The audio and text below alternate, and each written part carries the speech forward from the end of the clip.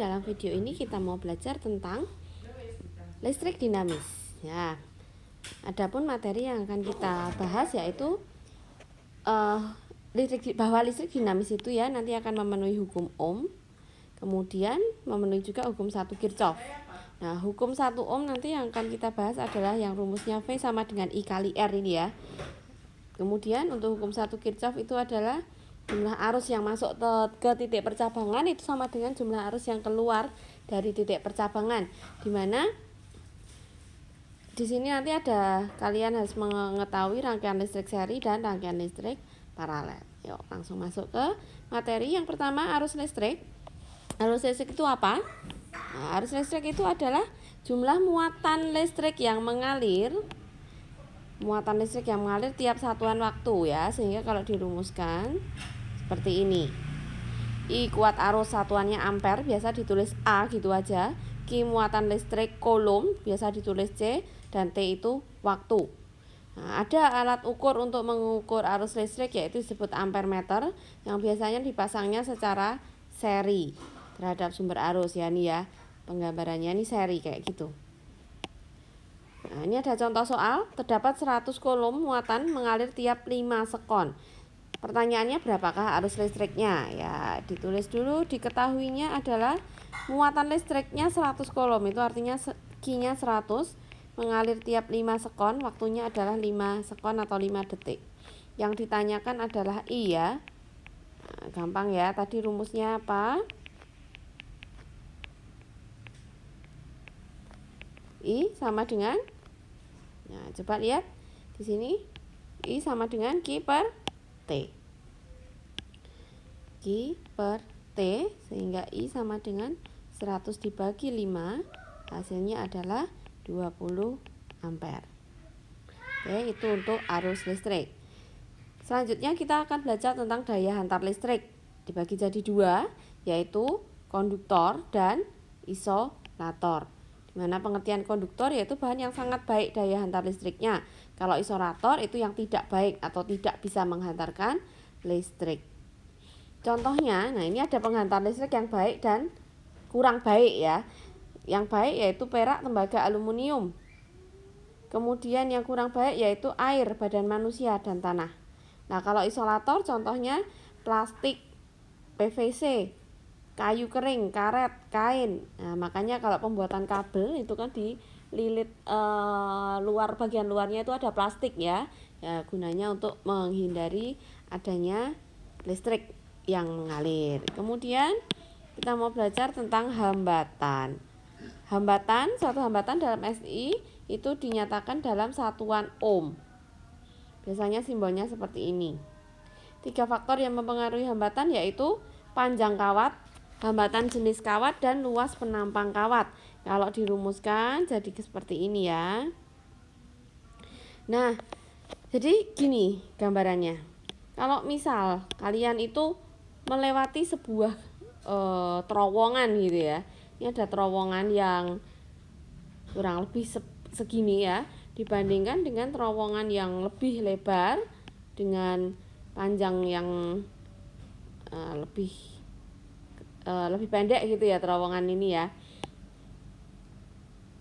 Kemudian terowongan ini akan dimasuki oleh beberapa orang nih. Misal ini ada 3 orang akan masuk terowongan. Ini juga sama. Nah, menurut kalian manakah yang akan lebih terhambat? Apakah yang lebar atau yang sempit? Nah, tentu yang akan terhalang, yang akan penuh hambatan adalah yang sempit. Nah, sehingga makin kecil luas penampang itu hambatannya semakin besar. Dan semakin besar luas penampang itu hambatannya akan semakin kecil, karena hambatan itu berbanding terbalik dengan luas penampang. Sekarang kalau membicarakan tentang panjangnya, nah ini ada orang 3 mau masuk, nah ini kan berdesak-desakan ya, terus harus lewat terowongan yang panjang ini untuk mereka bisa keluar. Nah sedangkan ini terowongannya lebih singkat ya daripada yang sebelumnya tadi, daripada terowongan 1 ya, ini tak anggap terowongan 2.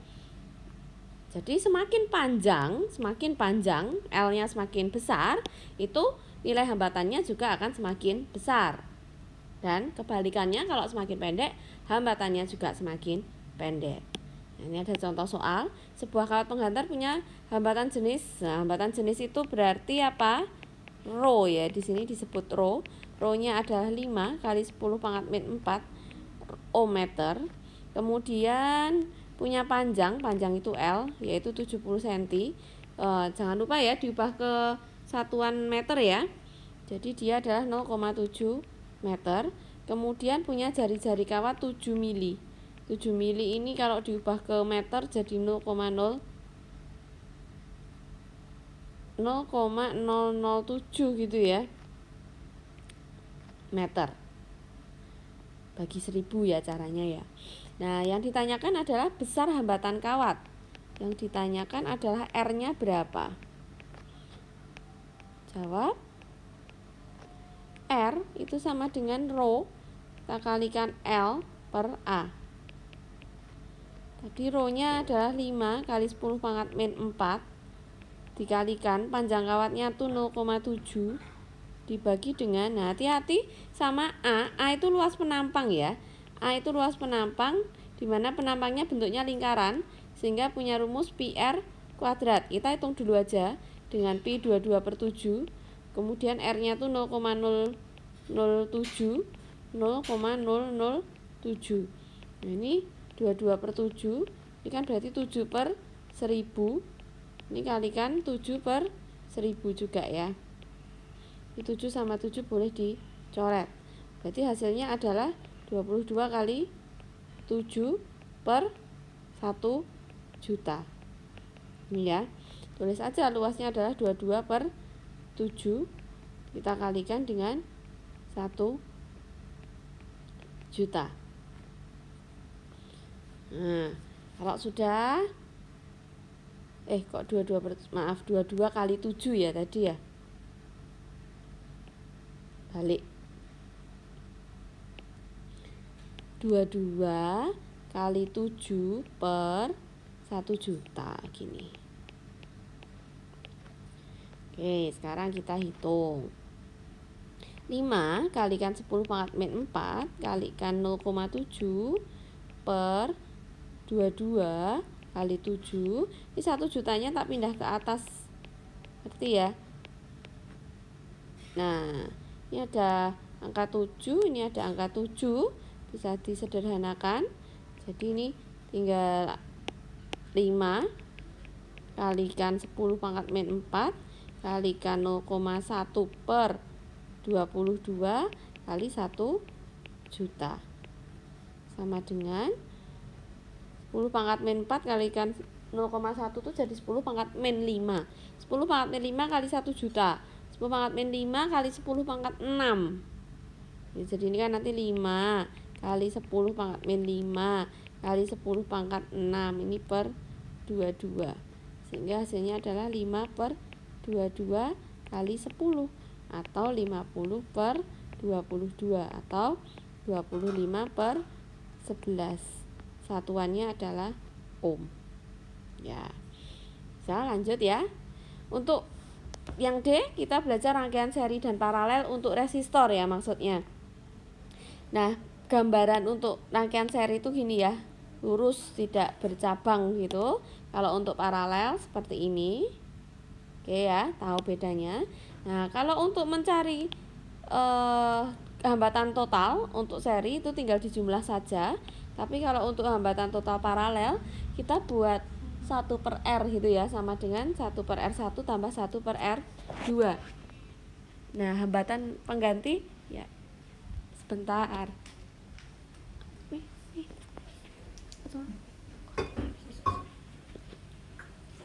Nah, hambatan penggantinya akan lebih besar daripada hambatan masing-masing. Kalau yang seri, kalau yang paralel hambatan penggantinya akan lebih kecil daripada hambatan masing-masing. Nah, untuk I-nya, untuk arusnya itu besar arus yang pertama sama dengan besar arus kedua ya. Soalnya itu kan itu kan arusnya seri. Jadi yang melalui kawat itu akan sama besar, I1 sama I2. Sedangkan kalau paralel itu yang akan sama itu adalah V-nya, tegangannya. Nah, nanti kita bisa latihan di sini ada contoh soal. Hitunglah hambatan total dari rangkaian A dan rangkaian B. Untuk rangkaian A ini adalah rangkaian seri ya. Kalau rangkaian seri berarti R totalnya adalah R1 ditambah R2, yaitu 3 ditambah 6, hasilnya adalah 9 ohm. Sedangkan yang B itu kan paralel. Jadi 1 per RP itu hambatan paralel ya. Itu sama dengan 1/3 ditambah 1/6. Hasilnya kita samakan penyebut, jadikan per 6 semua. Jadi 2 ditambah 1, 3/6. Berarti untuk rangkaian paralel itu sendiri dibalik ya, 6/3 hasilnya adalah 2 ohm. Nah, itu ya, lanjut ke E. E itu adalah hukum Kirchhoff 1. Hukum Kirchhoff 1 bunyinya jumlah kuat arus yang masuk ke titik percabangan sama dengan jumlah arus yang keluar dari titik percabangan. Nah, kayak kalau kalian naik mobil itu ya, naik mobil itu kan dari sini misalnya ada jalan. Ini ada jalan. Terus ini ada mobil. Maaf ya, gambar seadanya. Nah, ada mobil 3. Nah, yang satu itu akan ke cabang yang ke atas ini. Nah, berarti yang ke sana ada berapa mobil? Nah, jadi kayak gini ya penggambarannya. Jumlah arus yang masuk itu sama dengan jumlah arus yang keluar. Di sini ada contoh soal seperti ini gambar kawatnya. Nah, kalian suruh menentukan I2, I4, I5 dan I7. Nah, yuk kita mulai dari masuknya. Masuknya adalah 20 ampere. Dari masuk ini dia terbagi jadi 2 ya. 1, 2, yaitu I1 dan I2. Pada I1 kan ada 8 ampere. Berarti I2-nya berapa ampere? Totalnya harus 20, berarti I2-nya adalah 12 ampere. Saya tulis di bawahnya aja ya. I2 itu adalah 12 ampere. Kemudian dari I2 ya, perhatikan di cabang sebelah sini. Nah, dari I2 itu akan keluar I4 dan I3. Pada I2 tadi kan 12 ampere ya. Jadi kalau tak gambarin lagi itu ini ada I2 terus ke sini. Ini I2. I2-nya itu 12 ampere. Terus di sini ada I4. Sini ada I3. Nah, ini tadi tahu I3-nya adalah 7 ampere. Berarti I4-nya berapa? Masuknya 12. Keluarnya udah dapat 7, berarti I4-nya adalah 5 ampere. Oke. Sekarang nyari I5. Nah, I5 bagian sini ya. Ini ada I5. Ternyata I5 itu sumbernya dari I3. Dari I3 masuk. Dari I3 masuk sini. Kemudian nyabang dia. Nah, ini masih I3 nih ceritanya. I3 tadi kan 7 ampere. Kemudian dia nyabang ke sini jadi I6. I6-nya 5 ampere.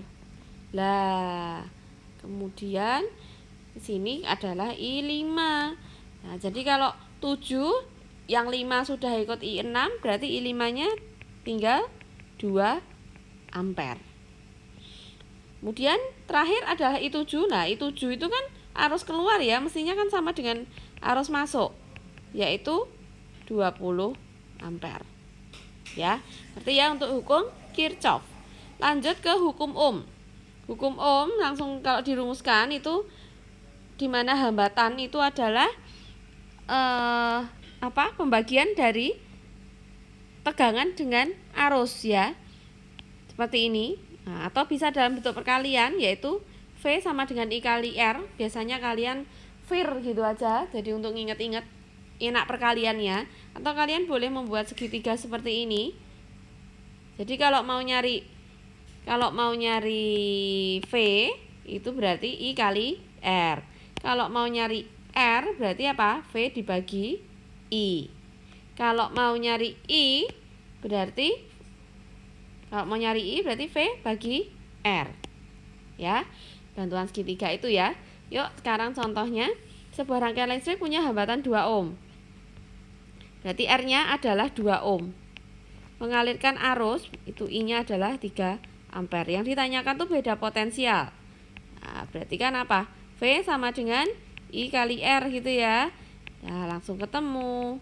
Oh, kebalik. I-nya yang 3, R-nya 2. Jadi hasilnya adalah 6 volt.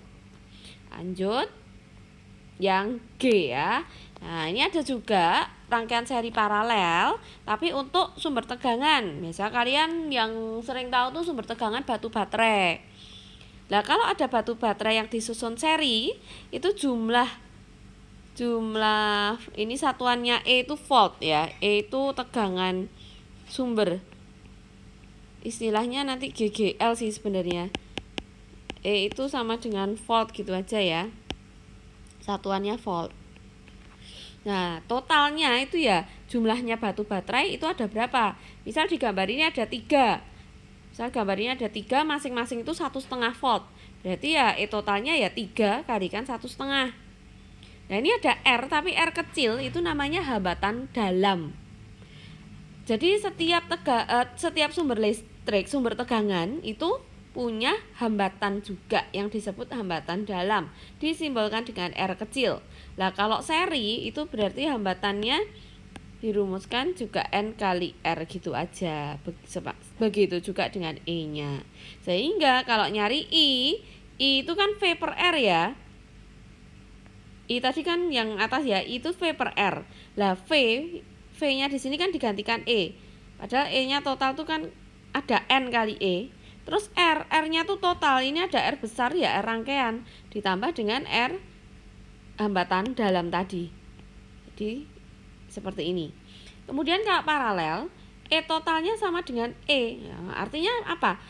Ini mau ada berapapun batu baterai, tapi E-nya sama semua gitu ya.